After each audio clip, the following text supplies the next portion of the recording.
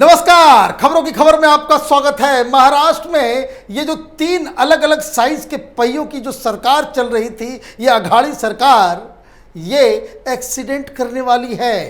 Congress party ने आज ये ऐलान कर दिया कि वो इन एनसीपी और शिवसेना के साथ ना ही स्थानीय चुनाव लड़ने वाली है, ना ही वो अगले विधानसभा चुनाव इनके साथ मिलके अलायंस में लड़ने वाली है।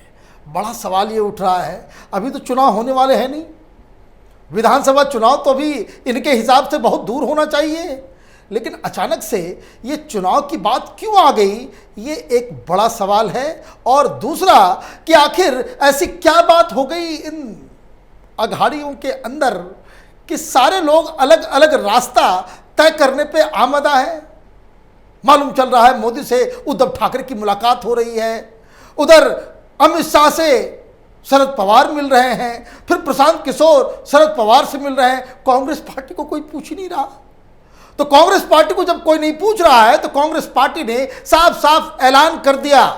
महाराष्ट्र के कांग्रेस पार्टी के जो चीफ हैं, जो अध्यक्ष हैं, उन्होंने जो कहा उससे महाराष्ट्र की राजनीति में बवाल मच गया है। शिवसेना इसके ऊपर क्या रिएक्शन दे रही है, एनसीपी क्या कह रही है, वो सारी बातें मैं आपको बताऊंगा। लेकिन उससे पहले ये समझना बिल्कुल ही जरूरी है कि जिस तरीके से कैपिटल टीवी लगातार इस बात को कहता आ रहा था कि कोरोना जैसे जैसे कम होता जाएगा, महाराष्ट्र की राजनीति तेज होती चली जाएगी, कोरोना खत्म होगा और महाराष्ट्र की सरकार, ये जो अघाड़ी सरकार, उसका भी जीवन खत्म हो जाएगा और वहां पे चुनाव होंगे।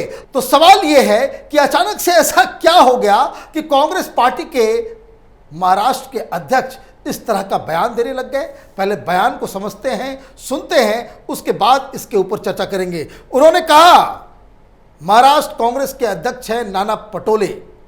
नाना पटोले वो लीडर हैं कि जब से वो अध्यक्ष बने हैं तब से वो उद्धव ठाकरे से नाराज चल रहे हैं। उद्धव ठाकरे से इनकी बातचीत नहीं होती और कांग्रेस पार्टी और अघाड़ी सरकार के बीच जो दीवार बनी है उसको ये सार्वजनिक करने में ये कभी पीछे भी नहीं रहते। उनका ये साफ साफ मानना है कि ये जो सरकार चल रही है, इतने सारे आरोप लग रहे हैं, आइडियोलॉजिकल डिफरेंसेस हैं, ये तमाम लोग कह रहे हैं कांग्रेस पार्टी के अंदर। और कांग्रेस पार्टी के कई सारे लीडर बाकायदा मीडिया में इस तरह का बयान दे रहे थे। लेकिन आज नाना पटोले साहब ने हद कर दी और उन्होंने कहा, मैं राज्य का कांग्रेस चीफ हूं, इसलिए अपनी पार्टी के विचार भी मैं ही रखूंगा।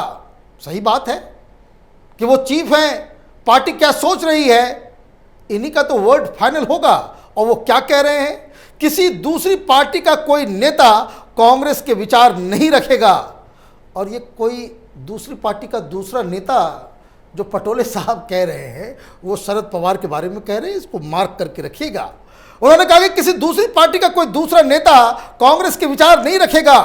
मुझे पता नहीं कि शरद पवार ने क्या कहा, लेकिन कांग्रेस यह स्पष्ट करना चाहती है कि राज्य में अगले सभी स्थानीय निकाय चुनावों से लेकर विधानसभा चुनाव में पार्टी अकेली लड़ेगी।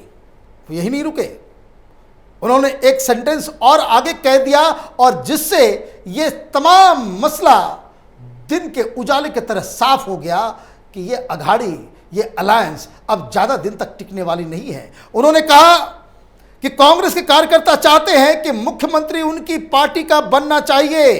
कार्यकर्ताओं के मन की बात सबके सामने रखना मेरी जिम्मेदारी है।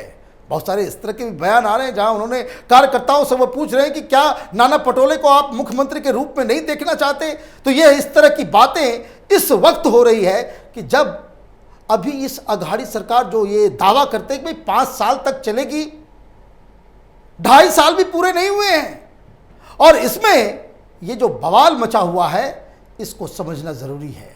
दरअसल हो ये रहा है कि ये जो 3 अलग अलग आइडियोलॉजी वाली पार्टी है, इन लोगों का जो विरोधाभास जो है अब सामने साफ साफ नजर आ रहा है। एक तो एनसीपी की वजह से कि अनिल देशमुख जैसे ही वो फंसे, जैसे ही परमवीर सिंह ने अनिल देशमुख के ऊपर आरोप लगाया कि वो गृह मंत्रालय में बैठ के एक खुला खेल फर्रुखाबादी का गेम चल रहा था, ट्रांसफर पोस्टिंग के लिए पैसे लिए जा रहे थे।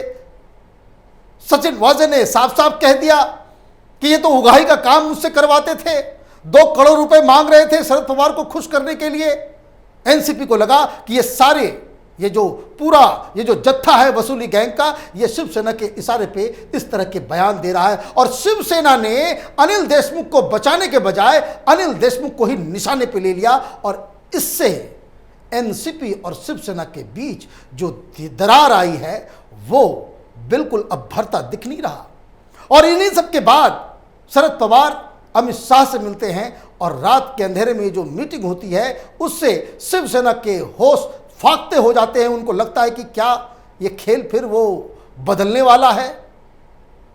और इस बीच ये भी अभी जो जैसे से कोरोना खत्म होने लगा, कुछ दिन पहले प्रधानमंत्री मोदी से मुलाकात हुई, किसकी? मुख्यमंत्री उद्धव ठाकरे की। उन्होंने साफ साफ कहा कि बीजेपी सबसे बेहतरीन पार्टी है, प्रधानमंत्री सबसे बेहतरीन लीडर है, सबसे बड़े लीडर है।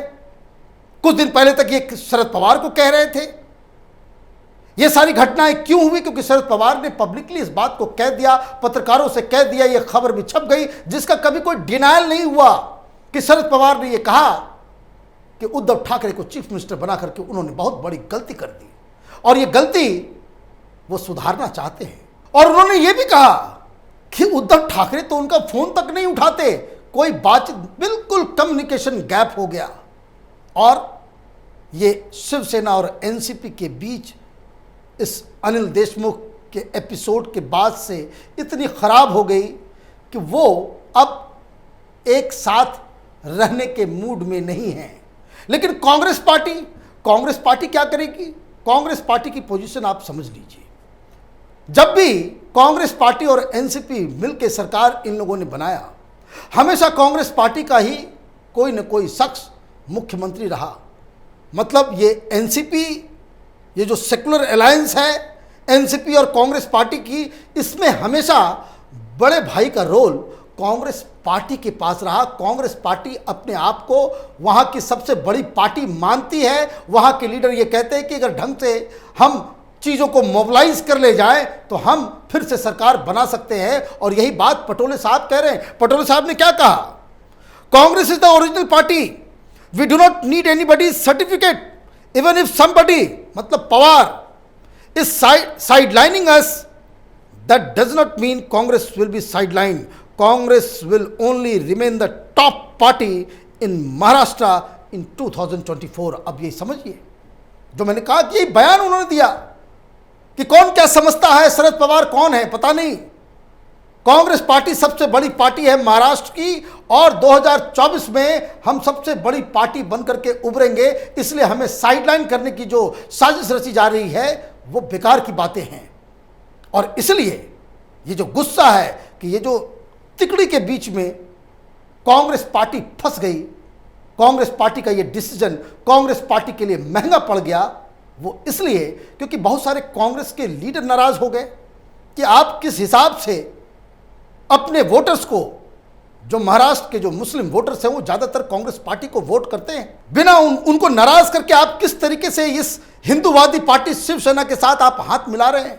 तो आपको याद होगा कि चौहान साहब लगातार, कांग्रेस पार्टी के और भी बहुत सारे लीडर्स लगातार इस बात को कहते आ रहे थे कि कॉमन मिनिमम प्रोग्राम में मुसलमानों के लिए 5% रिजर्वेशन भी होगा। एक तो बयान बहुत ही अशोक चौहान साहब का बहुत ही अजीबोगरीब था। उन्होंने कहा कि ये जो सरकार में हम शामिल हुए हैं वो महाराष्ट्र के मौलवी मौलानाओं से हमने इजाज़त लेके इस अलायंस में हम शामिल हुए, उससे हिस्सेदारी की है। तो कहने का मतलब यह है कि कांग्रेस पार्टी ऑलरेडी अपने आप को अलग थलग पा रही थी। दूसरी तरफ मसला ये फंस गया क्योंकि ये पटोले साहब ने बयान जरूर दिया है, लेकिन इस तरह के बयान बिना राहुल गांधी, प्रियंका वाड्रा, सोनिया गांधी या जो सेंट्रल लीडरशिप का जो थिंक टैंक है उसके बगैर पूछे हुए, बगैर इजाज़त के पटोले साहब इस तरह का बयान नहीं दे सकते। और ये बयान देने की ज़रूरत क्यों पड़ी? वो इसलिए पड़ी कि ये शिवसेना सोनिया गांधी की हैसियत के ऊपर ये सवाल उठा रही थी। शिवसेना ने कह दिया था भाई शरद पवार अगले प्रधानमंत्री के रूप में यूपीए के चेयरमैन बन जाएं। आप सोनिया गांधी, राहुल गांधी को दरकिनार करके शरद पवार को आगे करने के चक्कर में थे और इसलिए फौरन कांग्रेस पार्टी की तरफ से जवाब दिया गया। शिवसेना को कहा गया कि भाई जो पार्टियां यूपीए के मेंबर ही नहीं हैं, उनको कौन ये हक दे रहा है कि यूपीए का चेयरमैन कौन हो। अब यहां मसला तो वहीं पे खत्म नहीं हुआ। अब मालूम चला कि भाई एनसीपी वाले भी जाकर के शरद पवार अमित शाह से मिल रहे हैं, उद्धव ठाकरे प्रधानमंत्री से मिल रहे हैं और प्रधानमंत्री को देश का सबसे टॉप लीडर बता रहे हैं, बीजेपी को सबसे सक्सेसफुल पार्टी बताया जा रहा है। और कोई और को प्रवक्ता वगैरह बोला होता तो बात समझ में आती, लेकिन ये तो खुद उद्धव ठाकरे की तरफ से ये कहा जा रहा है। तो इसका मतलब ये है कि आपस में ही इन लोगों ने तलवार निकाल ली है। और पटोले साहब के बयान के बाद शिवसेना का रिएक्शन भी बड़ा गजब था। उन्होंने कहा भाई इनका अपना फैसला है, वो अगर अकेले चुनाव लड़ना चाहते हैं तो वो लड़े, ऑल द बेस्ट। मैंने शुभकामनाएं भी शिवसेना ने दे दी है कि भाई तुमको अलग रास्ता जाना है, जाओ, ऑल द बेस्ट, ये कह दिया गया है शिवसेना की तरफ से। नवाब मलिक कह रहे हैं कि अगर ये ऑफिशियल वर्जन है तो इसको वो डिक्लेयर कर दे कि भाई ये ऑफिशियल है। अरे भाई, राज्य का जो पार्टी का चीफ है वो अगर ये ऐलान कर रहा है, इससे ज्यादा ऑफिशियल नवाब मलिक को कौन क्या बताएगा। क्या वो चाहते हैं सोनिया गांधी इसकी घोषणा करे? राज्य का मसला है, राज्य का चीफ बता रहा है कि भाई हम अलग चुनाव लड़ेंगे, इसका मतलब ये अलायंस पूरी तरीके से खत्म हो गया है।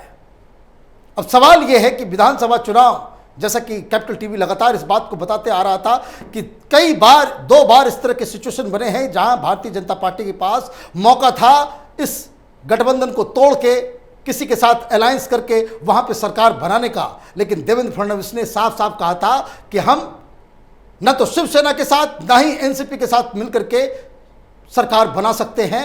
अगर ये सरकार जाती है तो हमें सीधे सीधे चुनाव में जाना चाहिए। और इसीलिए ये जो कयास लगाए जा रहे हैं, ये सारी चीज़ें जो हो रही है वो इसी ओर इशारा कर रही है कि कांग्रेस पार्टी ने बता दिया कि विधानसभा चुनाव आने वाले हैं और हम अकेले लड़ेंगे।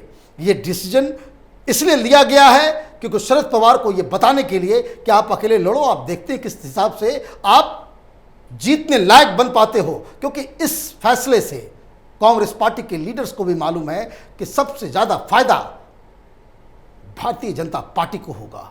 और कांग्रेस पार्टी को यह भी मालूम है कि जिस तरह से एनसीपी और शिवसेना इस वसूली गैंग, सचिन वाजे और तरह तरह के मुद्दों में फंसी हुई है, उसमें कांग्रेस पार्टी सबसे बड़ी विपक्षी पार्टी बनकर के उभरेगी।